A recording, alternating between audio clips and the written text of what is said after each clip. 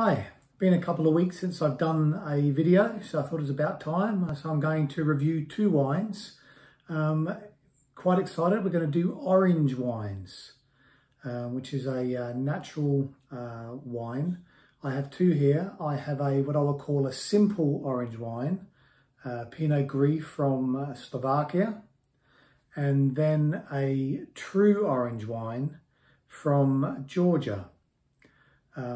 Much more involvement with the true orange wines, as we'll see. Called orange wines, they're white wines that have had exposure to the skin to pull down some of the colours from the skin, and the wines tend to be either a pinky hue or an orange hue.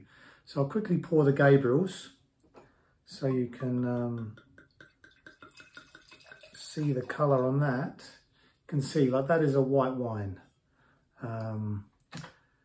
Really sort of like, you know, nice orangey, goldy type colour. I'll come back to that one. First of all, I'd like to do the Matic Pinot Gris from Slovenia. Slovenia is a small country just north of Italy that borders Austria's to its north, Hungary's to its east, and Croatia to its southeast. Now, why this is a simple orange wine is it has had skin contact. So the vines are farmed with organic and biodynamic farm practices. They're 27 years old.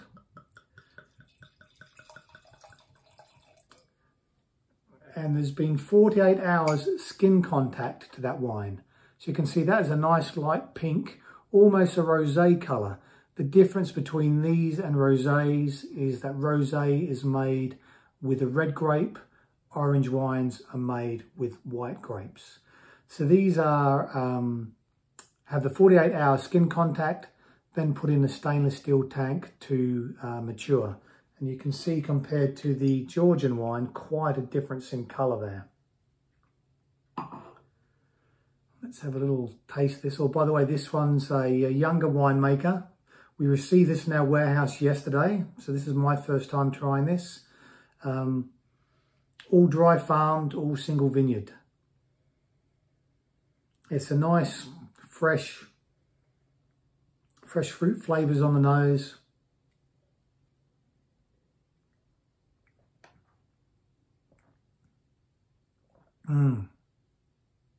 Nice big mouthfeel, a little bit of melon.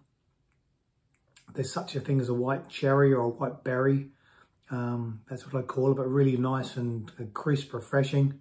And for a Pinot Gris or Pinot Grigio, quite a lot going on there. I think this would be really nice with a nice spicy Indian curry. I think it could stand up to that.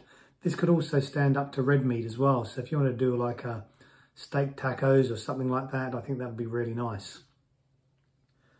Moving on. So a simple orange wine, now into what I call our true orange wine. This is from Georgia. They've been making wine in Georgia for 6,000 years, which to me is quite mind-blowing. I think Christ lived 2,000 years ago.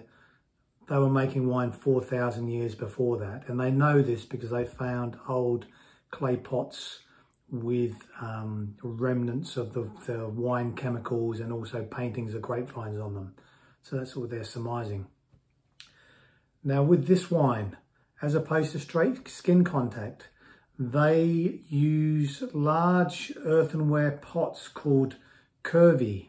I've probably butchered that. Similar to an amphora, but these are very large pots and they bury them in the ground.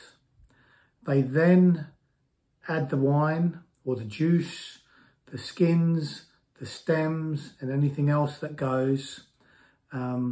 This then forms what's called a floor that gets a little bit crispy or crunchy. And for the first week, 2 to 3 times a day, they will punch that floor down back into the wine. After a week or so, they will leave it, let the wine ferment naturally. Many times they don't add yeast; they just use the natural yeast that's on the grape skins. They let it ferment naturally, and then they'll seal it with a clay stopper, and let it naturally clear.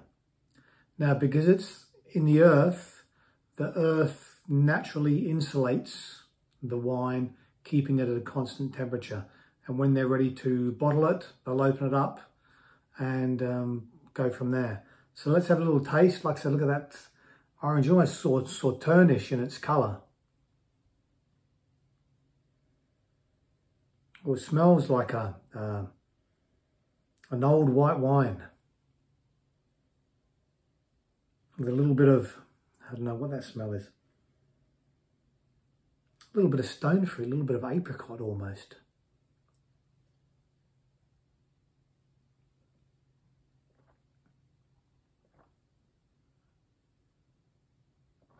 A little bit funky. Got some grip, like a structured red. That's really interesting.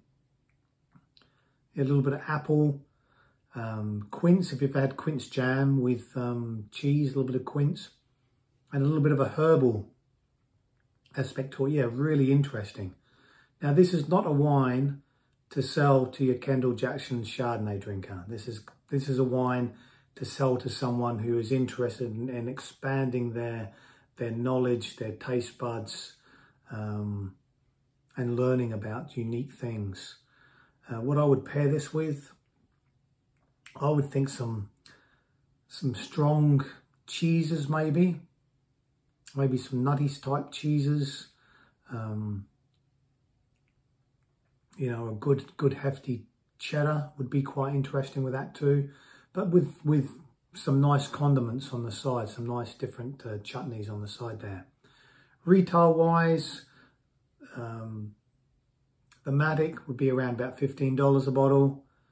The Gabriel's wine, obviously a lot less production, a lot more time intensive, a lot more natural. You're probably talking $23 to $25 a bottle. Anyway, I hope you find the video interesting. Look forward to seeing you all. Stay safe, stay healthy, and bye-bye for now. Cheers.